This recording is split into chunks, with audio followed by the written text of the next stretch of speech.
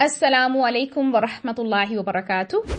आज का हमारा लेसन है हरूफ मुस्तअलिया या हरूफ तफखीम के बारे में।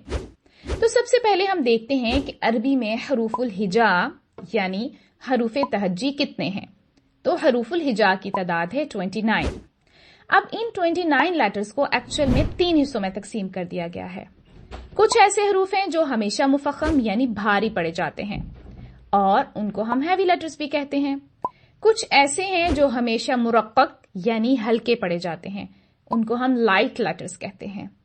और कुछ ऐसे हैं जो कभी मुफख्खम यानी भारी और कभी मुरक्कक यानी कभी हल्के पड़े जाते हैं।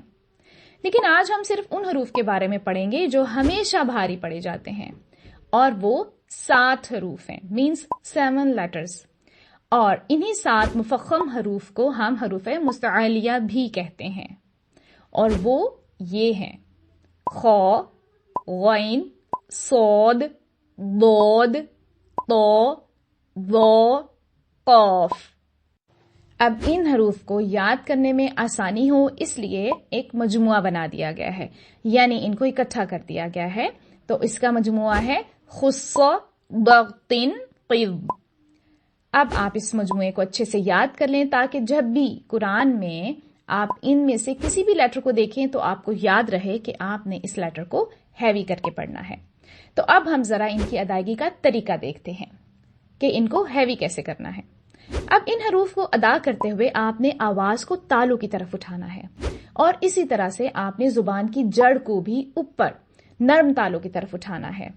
अरबी में चूंकि बुलंद होने को या उठाने को इस्तिआला कहते हैं, इसीलिए फिर हम इन्हें हरूफ मुस्तअलिया कहते हैं। अब जरा आप इस तस्वीर को गौर से देखें। सबसे पहले जबान के पिछले हिस्से को तालू के नर्म हिस्से की तरफ उठाना है और इस तरह से क्या होगा कि तालू और जबान के दरमियान जगह ज्यादा हो जाएगी और आवाज के दबाव का रुख तालू की तरफ कर दिया जाता है।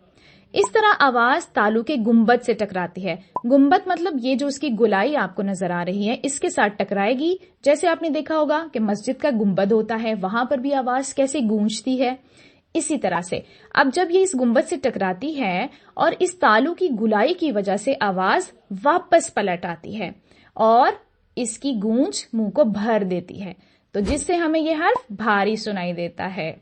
तो अब जब भी आप इन 7 हरूफ में से किसी भी हर्फ को पढ़ेंगे तो आपने इसी तरीकेकार को फॉलो करना है और फिर आपने उसको दुरुस्त अदा करना है। उम्मीद है आज का लेक्चर काफी फायदेमंद रहा होगा। जज़ाकमुल्लाहु खैरन कसीरा।